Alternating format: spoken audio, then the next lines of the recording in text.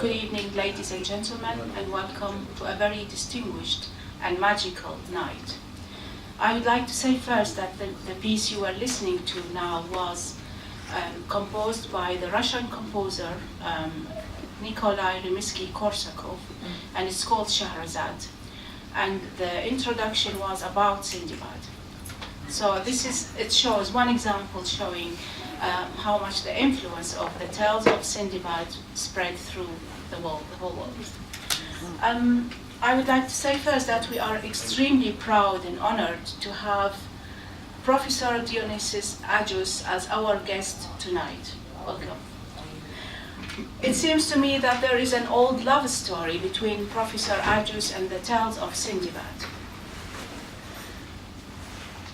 He tells me that as a child, his mother used to tell him these magical tales.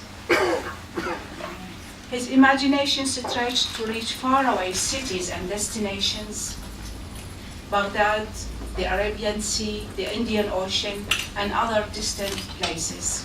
He dreamt of traveling to these distant places and coming back with treasures and precious stones, gold, pearls, rubies, and the like of it.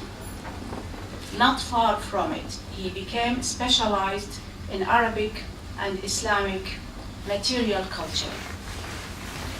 He gained his first diploma from St. Joseph University in Beirut in 1967, and that is the year when he visited Baghdad for the first time. He gained a second diploma in 1974 from Rome, Italy. In 1977, he gained a master's degree from Toronto University in Canada, and it was a study on Kitab al-Ajrumiyya. In 1984, he completed a PhD in philosophy. The thesis was on Arabic literary works as a source of documentation for technical terms of the material culture. أو يعني الأعمال الأدبية العربية كوسيلة كمصدر لتوثيق المصطلحات التقنية لمفردات الحضارة المادية العربية. He issued 3 books so far on Islamic seafaring and sea travel. 3 كتب عن الملاحة الإسلامية في العصر الإسلامي. In the wake, the first book named In the Wake of the Dhow. The Dhow is the traditional مراكب الشراعية التقليدية في Arabian Gulf. الكتاب الثاني Seafaring in the Arabian Gulf and Oman. الكتاب الثالث Classic Ships of Islam. Yes, we may show this. This is the first one. The second one. That's all about the traditional boats, which we call dhows, in the Arabian Gulf and Oman. And this one is... This one, the third book, is Classic Ships of Islam from Mesopotamia, Iraq, to the Indian Ocean.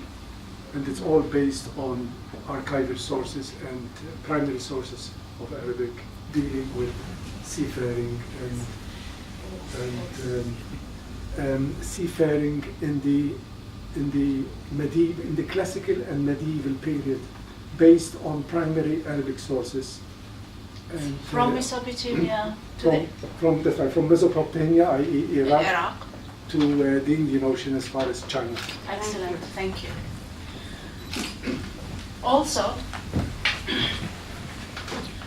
for the last 22 years, he has been editor of an international journal called Al-Masaq.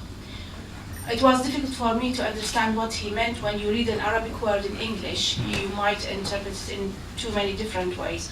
I thought it's Al-Masik. I asked him. He said Al-Masaq. Al-Masaq is a word يعني hardly used. It's a Quranic word. يعني بالقرآن الكريم نجدها إلى ربك يومئذ المساق. لكن نادرة الاستعمال خارج القرآن الكريم. فيعني أتعجب كيف توصل إليها. ويعني نفخر بك يا بروفيسور. يتكلم العربية بالمناسبة. So he has been editor of Al-Masaq for the last 22 years, and it is an international journal specialized in the study of the influence of Islamic culture in the Mediterranean. تأثير الحضارة الإسلامية في حوض البحر الأبيض المتوسط للفترة بين القرن التاسع والخامس عشر, between the 9th and the 15th centuries. Miladi? Miladi, yes. Miladi. Yes. In 2011, Professor Ajus was elected as Fellow of the British Academy, the ultimate glory, I suppose. Mabruk. Professor Ajus is giving us a talk tonight on the wonders and marvels of Sinbad, the sailor. عجائب وروائع السندباد. One important issue about these magical tales, particularly around this time of the year, every year, around Christmas time, they get told, played on theaters, in films, in London theaters, in Britain, actually in the Western world. And this shows the influence of these stories as they have become names like Shahrazad and Alauddin and Sinbad. They became firmly established in the Western culture and imagination. I suppose critics agree that the reason for them being immortalized throughout centuries is because they deal with human issues, issues which concern people around in any part of the world, such as love, death, happiness, forgiveness, romance, spiritual perfection, and this is what made them immortal. I would like to ask you to give a warm Christmassy welcome to our honorable guest, Professor Ajus.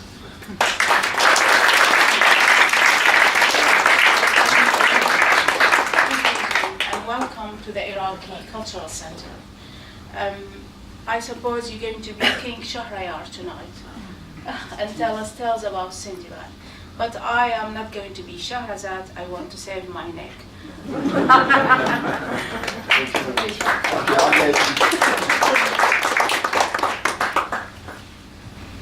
Good evening, ladies and gentlemen, and thank you, Wahida, for this lovely introduction. You said a lot of good words, and particularly Wahida is a very interesting person in terms of persistence. She invited me to come to this center about a year ago, and I told her, Wahida, I'm really sorry, but I'm very busy these days, particularly in that period of time. And I told her, shall we try next year and we meet up to give this lecture? And lo and behold, she did.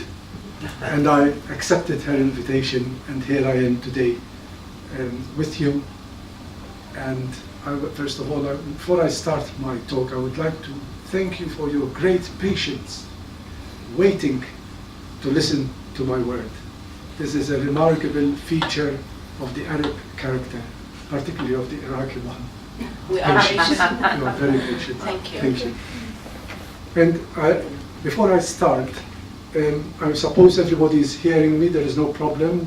My voice reaches to the end. That I would like you to be prepared that while I'm talking, you might be washed. The waves of the sea coming through Sinbad seafaring in the Indian Ocean. Many of you will be familiar with the 1001 Nights, or the Arabian Nights as they are called in the West. But for those of you who are not, these are a collection of stories, most of which were recounted in the medieval period during the Caliphate of Harun al-Rashid in Baghdad. One of the most engaging of these stories is the 7 voyages of Sinbad the sailor, who lived in Baghdad. The stories are full of wonders and marvels, adventures on land and sea, vividly depicting the fortunes and misfortunes of a sailor and a merchant. Who was then Sinbad?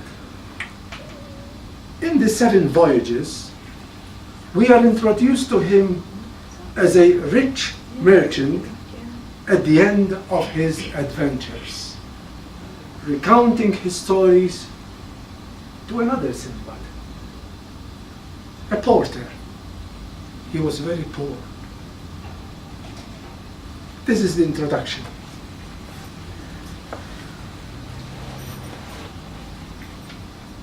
كان في مكان في قديم الزمان. There lived in Baghdad, once upon a time, in the reign of Caliph Harun al-Rashid, a porter named Sinbad. One day, during one violent heat of summer, when he was carrying a heavy load, he stopped to rest near a big house. Sitting at the threshold of the gate, he heard the sounds of melody. A grand feast was in progress, he concluded, and felt some curiosity as to the fortunate person to whom the house belonged. He asked a servant who was standing not far away from the gate, "Who is the host of this banquet?" "What?" was the reply. "Are you an inhabitant of Baghdad and you don't know this Sinbad the sailor who lives in this house? The famous voyager who has roamed all over the 7 seas." La hawla wa quwwata illa billah. Almighty Creator of all things, he cried in lamentation. Consider the difference between Sinbad the sailor and myself. I suffer daily 1,000 times and have the greatest difficulty in supplying my family with barley bread, whilst this fortunate Sinbad enjoys every pleasure. What has he done to obtain so happy a destiny? Of what crime has been mine to merit a fate so hard? He was still crying from one misery to another when, lo and behold, a servant from the house came towards him and said, "Come, come, follow me. My master Sinbad wishes to speak with you." Remembering the words he had uttered, Sinbad the porter feared that Sinbad the sailor intended to reprimand him, and therefore tried to excuse himself by declaring that he could not leave his load in the middle of the street. Sinbad assured him that it would be taken care of. "Don't worry, my friend.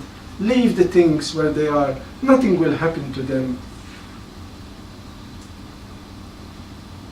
The servant led him into a spacious room where a number of persons were seated in the middle. In the middle was seated Sinbad the sailor, to whom Sinbad the porter bowed with fear and trembling. Sinbad the sailor asked him to come forward and seated him close, and to his surprise and embarrassment helped him to the choicest dishes and finest drinks. Sinbad then inquired the name and occupation of his guest. "Sir," replied the porter, "my name is Sinbad." "Sinbad? You are Sinbad. I am Sinbad too," said the sailor. "Oh, Sinbad the porter, I should now like you to repeat the words I have overheard you utter a little while ago in the street. At this, Sinbad the porter replied, Sir, I must admit that I uttered some indiscreet words, which I entreat to pardon me. Oh, resumed Sinbad the sailor, do not imagine I am so unjust as to have any resentment on that account. You appear to suppose that the riches and comforts I enjoy have been obtained without labor or trouble. You are mistaken. Did you know that before I have gained the fortune of sitting here with all this splendor, I endured the greatest mental and bodily sufferings you can possibly imagine? Perhaps you have heard only a confused account of my adventures. I will relate to you and the rest of this honorable company,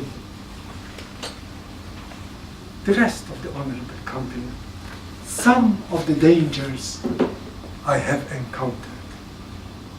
Listen what happened to my first voyage. Sinbad then tells his story and that of the other voyages he undertook. They are recounted in one of the most famous collections of stories ever told, the 1001 Nights, but in a literary device known as boxing, whereby each story is contained in another story, and that story contains in another story. Sinbad's stories, in fact, are being related by a main storyteller, and this was the beautiful princess Shahrazad. Who was Shahrazad? And how did she come to tell these stories? She was the daughter of a vizier, the vizier of King Shahryar of Mesopotamia. As vizier, he was very close to the king and advised him on matters dealing with governance. Now it happened that King Shahryar had a brother, Shah Zaman, and he lived in Samarkand, far into the east. One day, the story tells us, King Shahryar asked leave of his wife to visit his brother, King Shah Zaman. He had to go a long way to Shah Zaman, a long way to the east on the Silk Route to China. The two brothers met and enjoyed each other's company for many days, until one day there was a sound of a galloping horse at the gate of the palace, and a messenger approached King Shahryar, begging him to leave his brother and return home at once. Bewildered as to what the news could be, he left his brother and journeyed all the way back to Baghdad. When King Shahryar arrived home and entered the private chambers, he found his wife in bed with a slave. With one stroke, King Shahryar struck off her head. For many months, King Shahryar grieved. He swore if he takes a woman as his wife, then she too will suffer the same fate as his first wife. True to his word, he took one wife after another, and each one died in the same manner in revenge for his wife's infidelity. One day, Shahrazad, learning of these horrible crimes committed by King Shahryar, went to her father, the vizier, and told him that she wanted to marry the king, to which he cried in despair and surprise.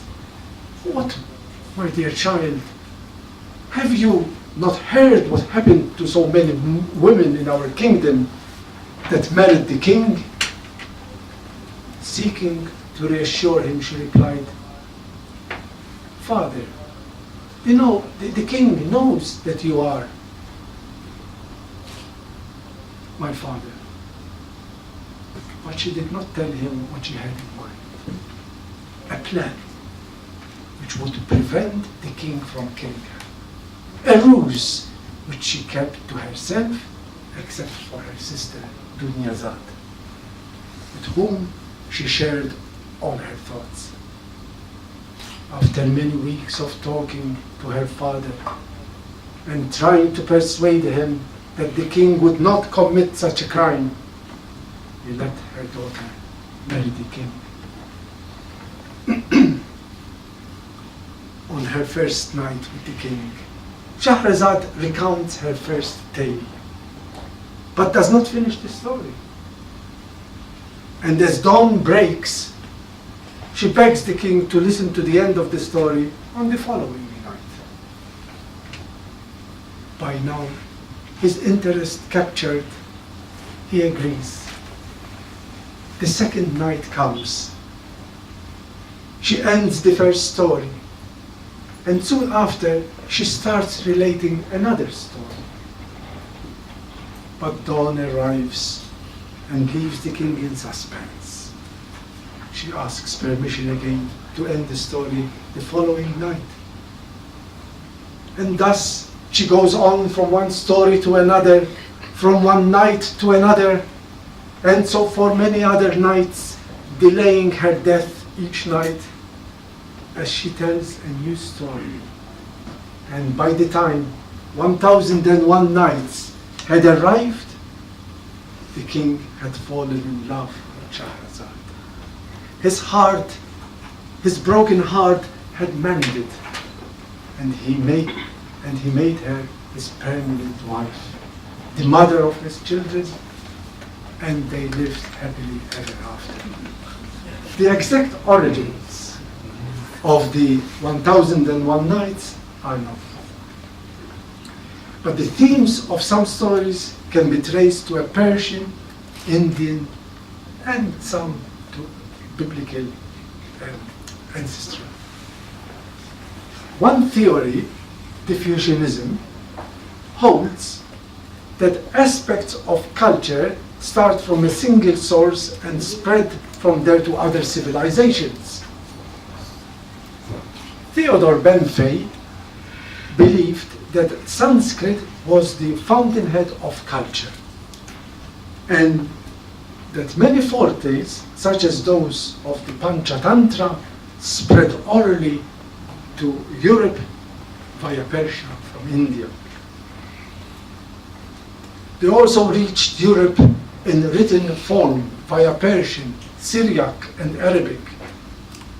Moreover, Benfey put forward the argument that the idea of framing stories within stories to provide a pretext for their telling was peculiarly Indian.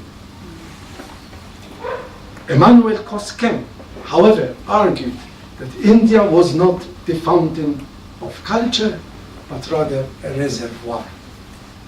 He says that India was a place which both supplied and received stories. A German Orientalist, von Hammer-Purgstall, suggested that the Persian Hazar Afsaneh, which means 1,000 nights, was the forerunner of the Arabic version, 1001 nights, one night added. And also that this version would be traced back to India. Hammer-Purgstall's assumption seems to be the most acceptable in academic circles. Further, it is possible, as I will show later, that translations from the Persian source into Arabic occurred in the 9th century, during the time when the Caliph al-Ma'mun had established the Bayt al-Hikmah, the house of wisdom, encouraging works of literature and science, written in Sanskrit, Pahlavi, Syriac and Arab and Greek, to be translated into Arabic. And this was all from the city of Baghdad. It is worth mentioning that the voyages of Sinbad in the 1001 Nights have parallels with incidents related by earlier Greek and Roman writers, such as Plutarch, Arrian, Diodorus Siculus, and Pliny the Elder. The third voyage has similarities with the giants mentioned in Homer's Odyssey, Iliad, and Aeneid. However, although parallel themes between one culture and another exist, similar storylines may be created quite independently. If a Greek version of a story predated a Sanskrit, Persian, or Arabic similar story, it does not mean necessarily that the Greek story was the original, and of course the other way around too. Robert Irwin rightly argued the transmission of folk tales and similar materials across cultures is a global feature.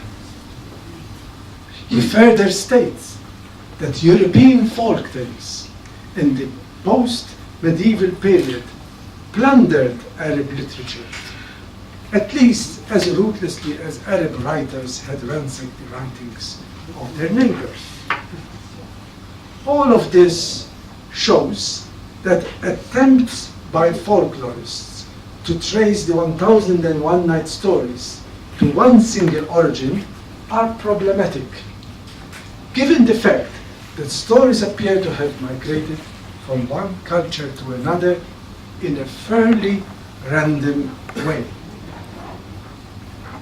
Whatever its origins, at least 22 manuscripts of the 1001 Nights are known to have survived to the present day. The majority of these have been written in Egypt, but a few came from Syria, and definitely one Baghdadi prototype exists. The earliest identifiable paper fragment of the Arabian Nights, 1001 Nights, dates from the 9th century and was found in Egypt. And it's the usual story. It was found in a garbage, in a rubbish tip. It seems to be a prototype version of the collection of the 1001 Nights and consists of a few scrappy lines, as we see on our slide. But there's one line which refers to the 1001 Nights. This is also the case with other fragments found in the 12th and 13th century. But there is one manuscript found in the British Library of the early 16th century which contained the majority of the Arabian Nights tales and was the source from which the Frenchman Antoine Galland made the first European translation into French in the early 18th century. 1704, wasn't it? 1704, that's correct. Later and fuller manuscript versions of the Arabian Nights were the sources for the translation into English by Edward W. Lane and Richard Burton in the 19th century. Not to be mixed with the film star. Both translations are now regarded as classics of the English literature. It is within this period that the story of Sinbad and his 7 voyages became to be known. It seems that this story was already known before the pre-Islamic period literature, but it came to light only in the past 2 centuries. I go back to Joseph von Hammer Burgstaller, who observed that the stories in the Arabian Nights could be put into two categories.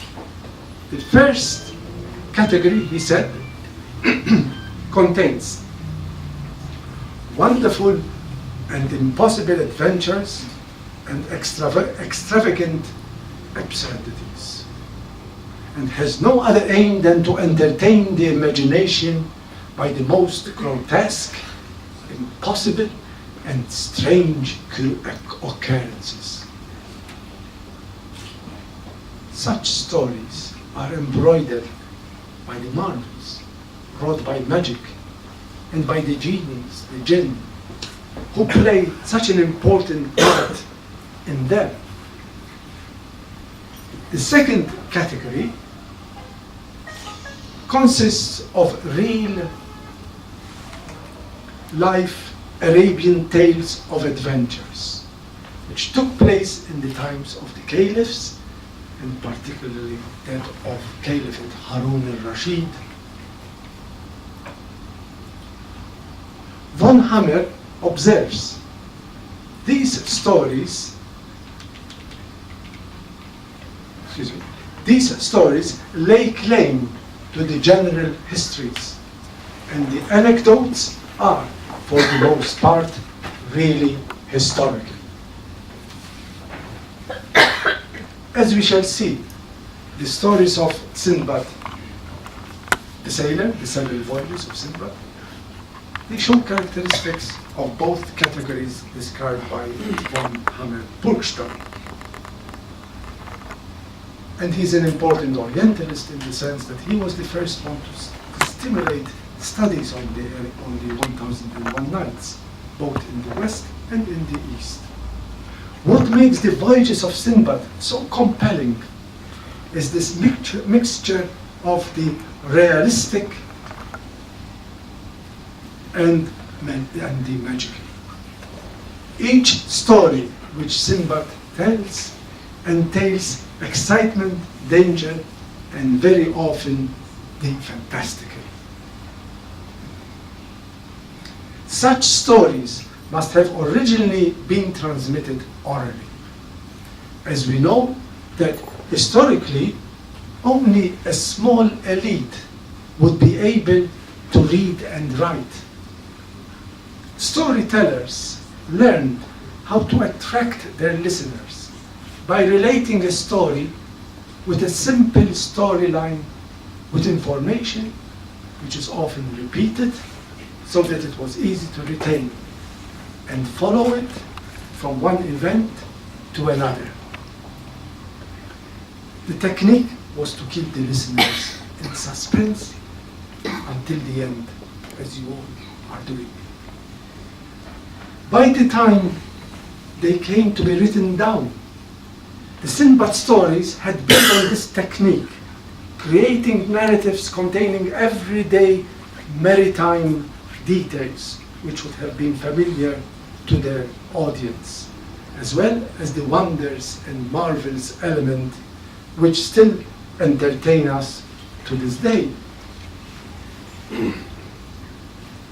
These were the types of stories that were related in the souk and caravanserai, or in any place where people gathered together, retold by skillful storytellers who embroidered, expanded, and exaggerated for effect.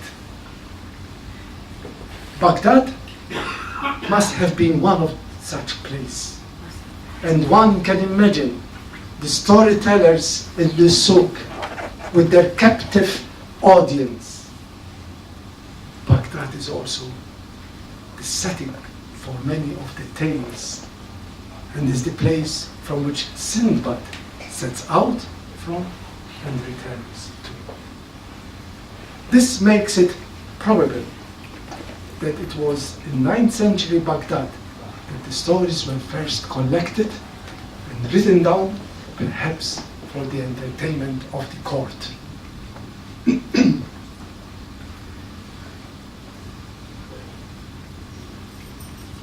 And now I would like to move on to the Sinbad stories themselves. We learn that, and I go back to the stories of that Shahrazad is telling. Sinbad, she tells us, squandered the great part of the fortune he inherited from his father in youthful dissipations. But at length he saw his folly and resolved to collect the small remains of his inheritance and employ it profitably in trade. By voyaging to distant lands, sailing from one country to another, and from one island to another. The story began in Baghdad. Sinbad sets off sailing from the river Euphrates to Basra with his cargo. In Basra, he meets other fellow Baghdadi and Basran merchants. He finds a ship. Sometimes he rented the ship, sometimes he bought the ship. And from there, they all sail to India and beyond to trade goods.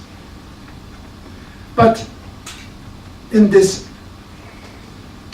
as in every story, we find calamity. Calamity befalling him. Sinbad and his fellow merchants are marooned on an island. In distress, he almost loses hope until some people come to his rescue and save him.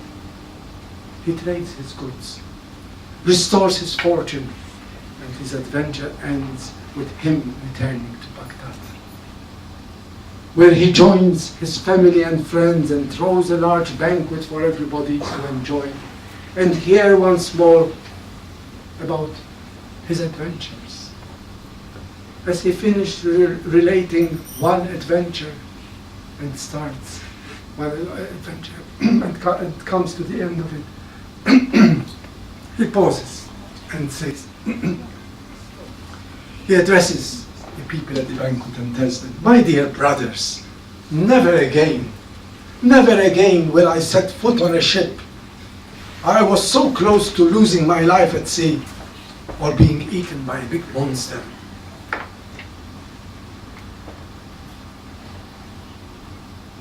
He has barely finished his declaration before he undertakes another voyage, this time in search of a greater adventure. There is a shipwreck, and yet again he loses his fortune again, but fate has it that he restores what he has lost. And he returns to Baghdad loaded with emeralds, rubies, gold, and pearls. And so it goes on, each voyage following the same theme.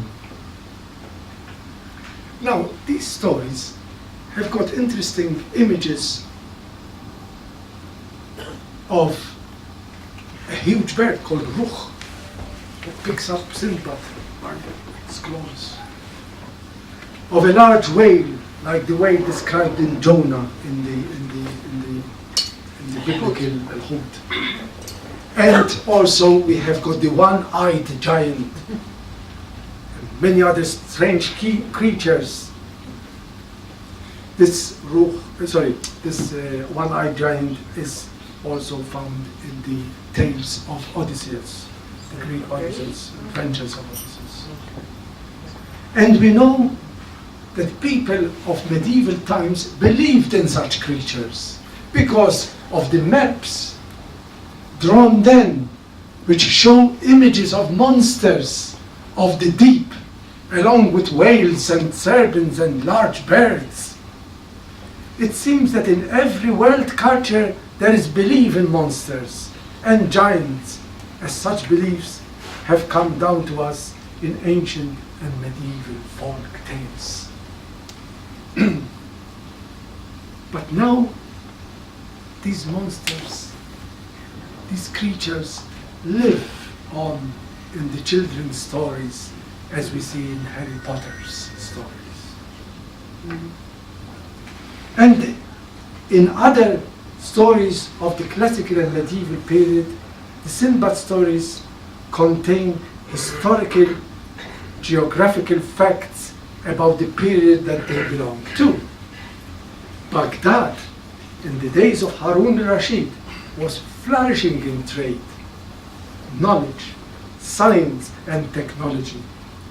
Basra, the port city, as the geographer al-Yaqubi and the historian and encyclopedist al-Mas'udi and the traveler Ibn Battuta inform us, was the harbor from which ships sailed as far as the seas of China, and the Indian Ocean trade came to these two cities, creating such wealth and prosperity.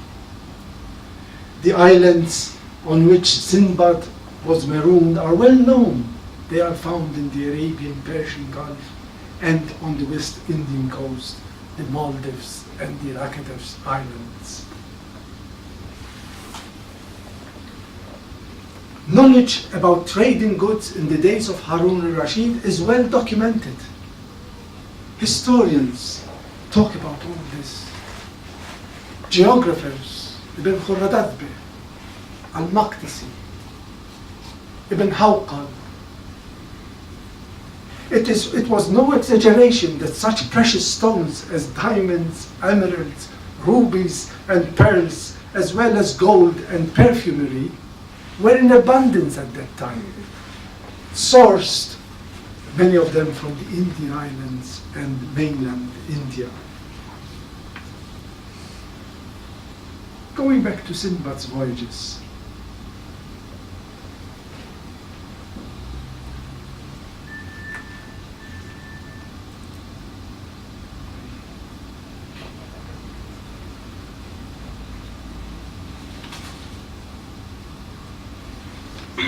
sorry, a bit of a blip. What would Sinbad's ship have looked like? We know from the textual and pictorial evidence of Al-Hariri of Basra, who died in 1022, that the ships had planks that were stitched. No nail was used.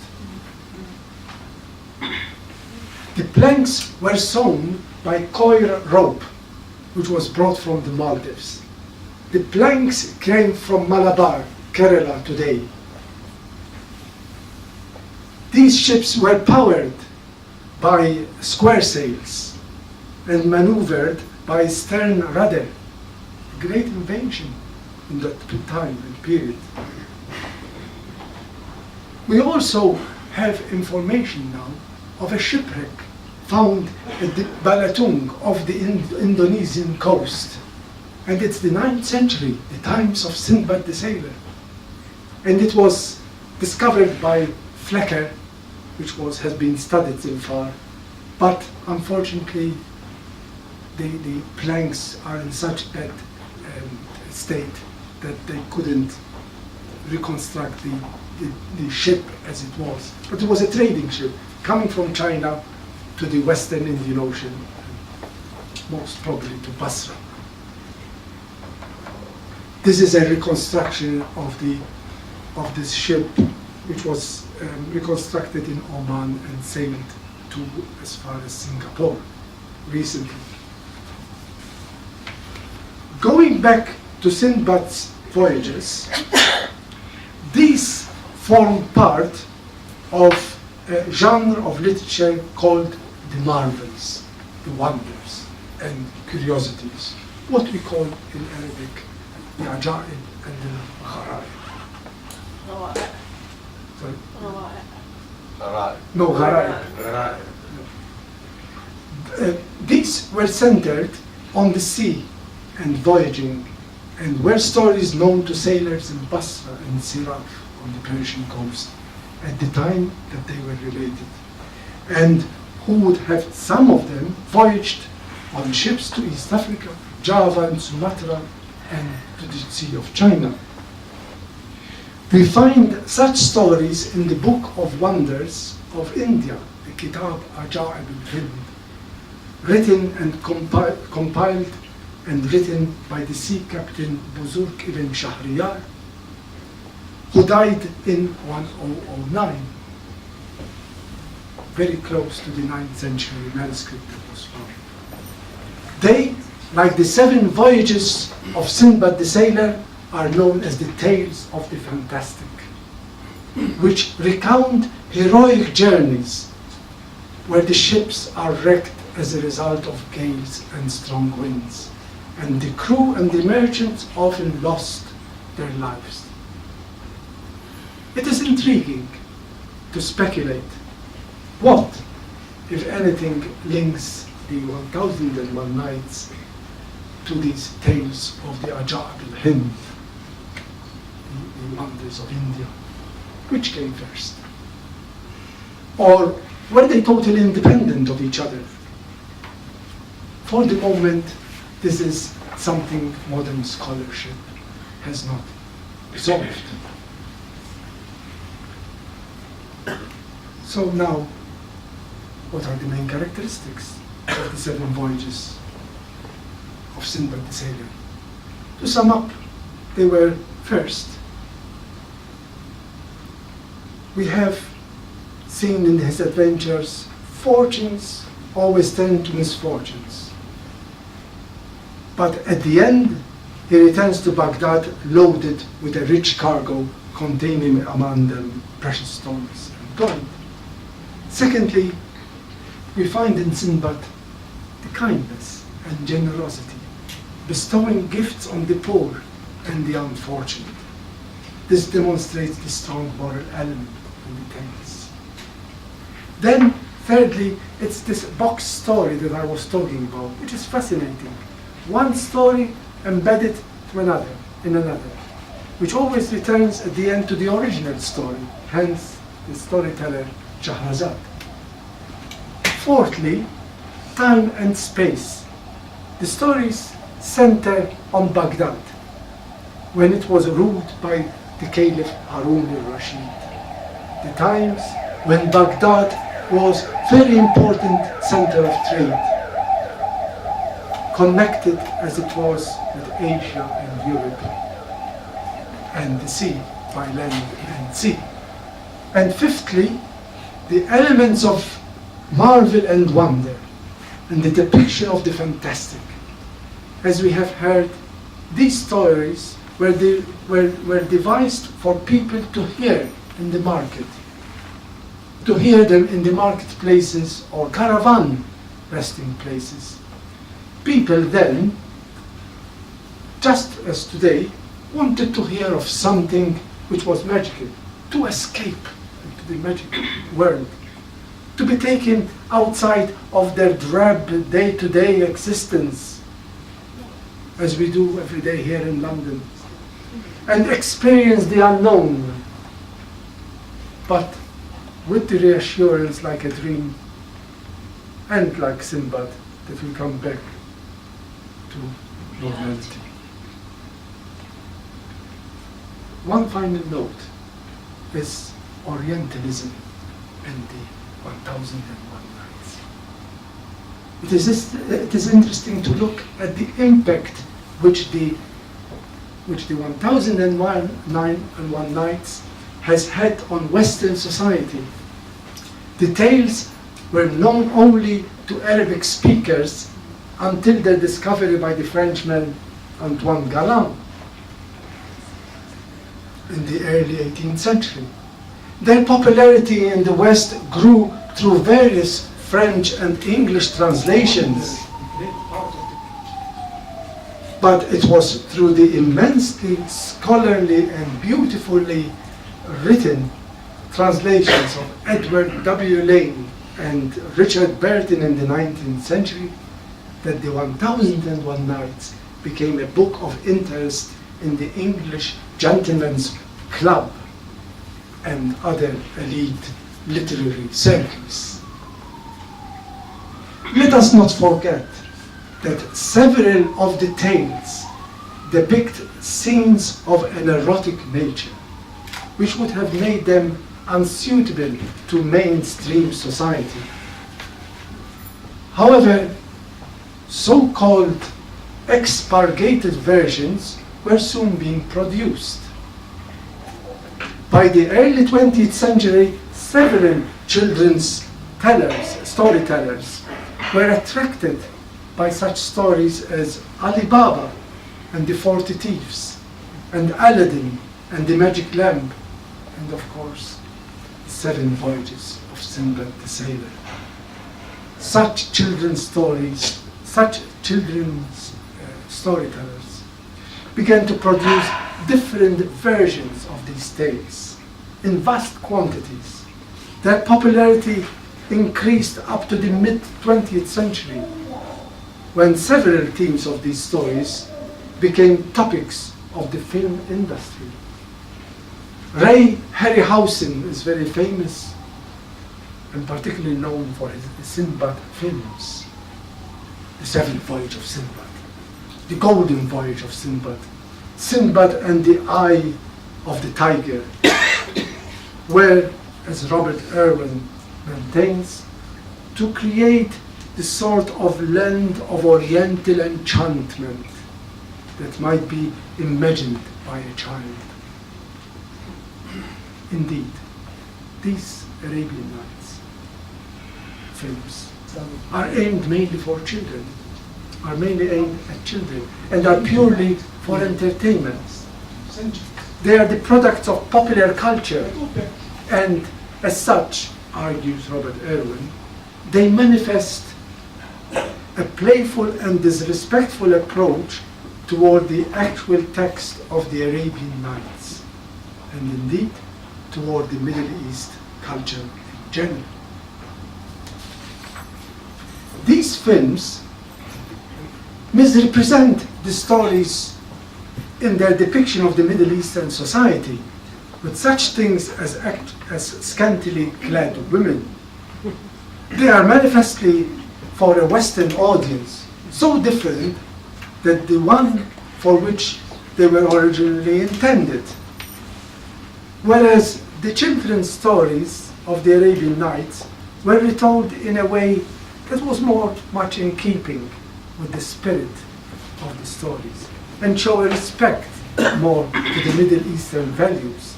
And here, let us not forget the English pantomime tradition that Wahida told us about, which has taken on the themes of the children's stories of Aladdin and the Magic Lamp, and Ali Baba and the 40 Thieves.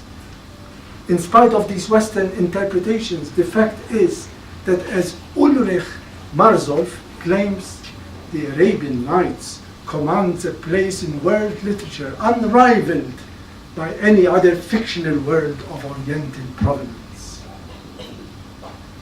He further states that the Arabian Nights helped shape Western perceptions of the Orient as the quintessential other, while serving to inspire Western creativity. But let us go back to the original tales, written in Arabic as they were, but reflecting a mixture of ancestral themes predating Islam. We will never know who the original authors were and who first had the idea of collecting them together. But it was a stroke of genius to have invented the character of Shahrazad, a woman and a clever one. She was the storyteller. She was the one to bring together the diverse themes of the tales in her own heroic story. There has never been, and possibly never will be, a work of literature so creative, so comparatively, so compellingly told, and with such a far-reaching impact. They are truly unique. Ladies and gentlemen, thank you very much.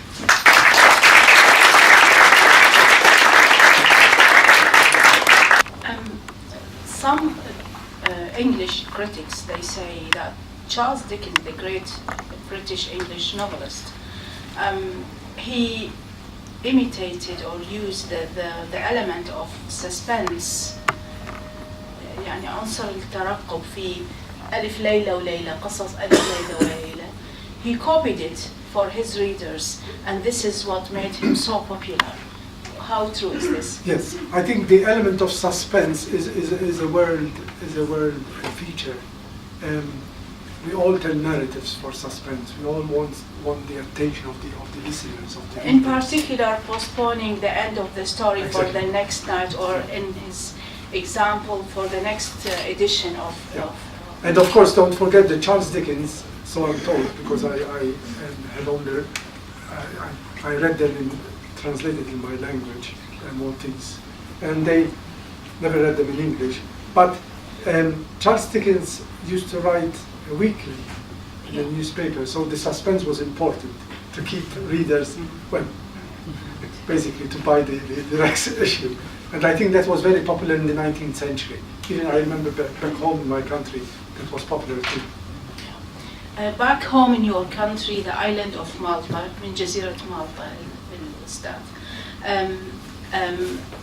there was a great Arab or Islamic influence from the 1890 to 1091 ميلادي. العرب الأغالبة بنو الأغلب, they came from Tunisia. They related to Tamim, Bani Tamim, and they ruled Sicilia and Malta and parts of southern Italy.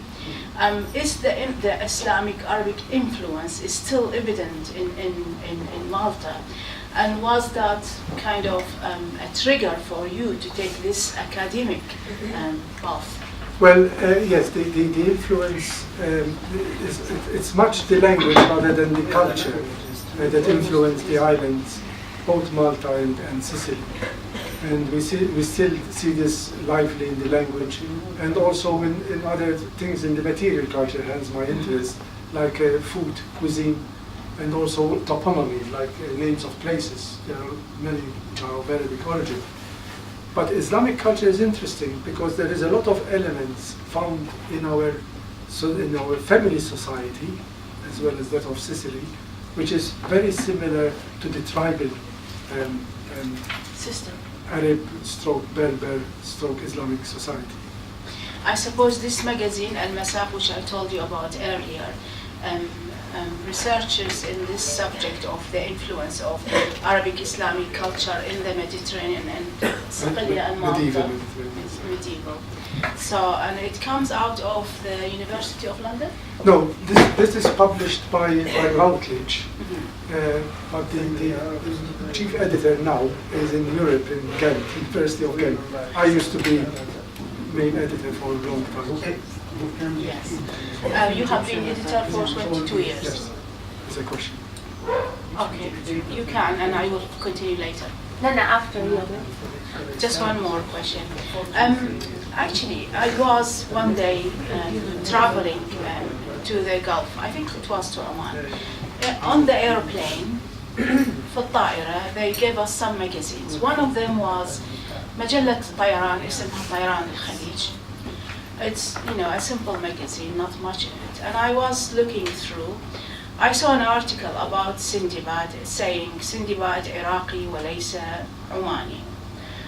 The writer of this article was translated from English. The writer was called هو صحفي بالسياحة اسمه Matthew Tiller. And I read all of it, and I read about you, and you were saying in the article there is no historical evidence to support the Omani claim that Sinbad is Omani. And of course I was very upset for the whole story, because this was at a time when Iraq was everybody wants to take a piece of Iraq, 2007 I think. And we were all sad for this. It was like the whole thing is collapsing, and songs, history, Sinbad, Alauddin. It's like saying Al-Ahramat doesn't belong to Egypt. This is terrible. It's exactly the same. So, I mean, I want to ask you, is there any historical evidence to support such claims coming from Gulf, our sisters, Gulf countries, and why they are putting these claims? Yeah, and it's As gentle as possible. Yeah, of course. It's interesting you call the Gulf states as sisters. I call them brothers. But it's what we call cultural identity. We all want to feel that we are part of such a great figure in world literature, because we're not talking only Arabic, but world literature, and it's quite significant. The fact is, as we know, through the 1001 Nights and through the lifestyle of seafaring from Iraq, hence the book that I wrote, basically to the what's the word? Mesopotamia. Yeah, the classic ships of Islam from Mesopotamia to Indian Ocean, is to take off that myth that you know, we have to rely on what historical facts are, what historical documents tell us, what these historians, geographers, and travelers tell us. And there is no mention of Sinbad being an Omani. It was always Sinbad related with Basra and Baghdad. And his father was a big merchant in Baghdad. Yes, because and he set off from Basra. Absolutely. And it's written in Alf Layla Layla. I mean, any Arab person would read these books and know the truth. في الختام أشكركم جزيلا على هذا الحضور، وأعتقد البروفيسور سعيد جدا بوجودكم وبوجوده في المركز الثقافي العراقي. يعني قالها مرات عديدة أنه he is honored to be here and we are honored and proud as well. البروفيسور هو من جامعة إكستر، نسيت أن أقول، ورئيس معهد الدراسات العربية الإسلامية في الجامعة، بالإضافة إلى مناصب لا تحصى ومحاضرات عديدة طوال حياته الأكاديمية في الثقافة العربية الإسلامية. أعتقد الدكتور عبد الرحمن ذياب مدير المركز الثقافي العراقي يود أن يقدم هدية رمزية لضيفنا الكريم من العراق الذي أحبه وأحب قصص سندباده، فليتفضل.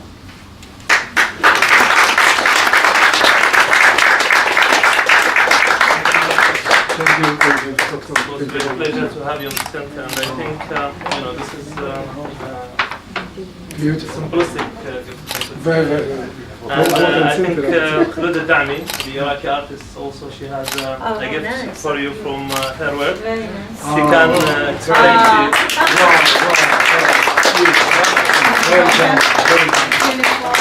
Beautiful. Hot from the kiln.